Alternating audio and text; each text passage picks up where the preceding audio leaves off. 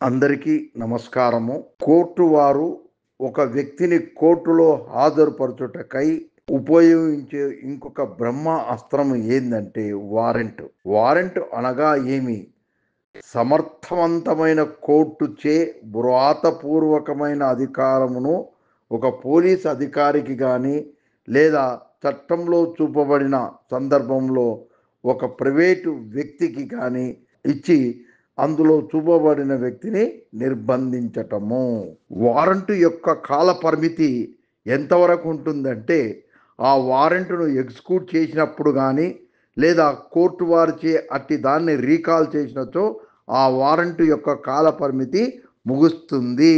తర్వాత ఈ వారెంట్‌ను ఎప్పుడు నాన్ బెయిలబుల్ వారెంట్ అని అంటారు.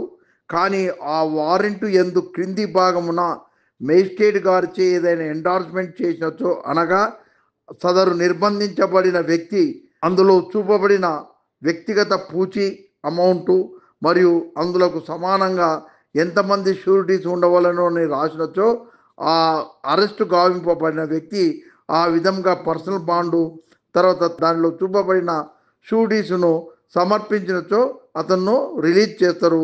ఆ వారెంట్‌లో చూపిన తారీఖు నాడు అతను కోర్టులో హాజరు కావలెను.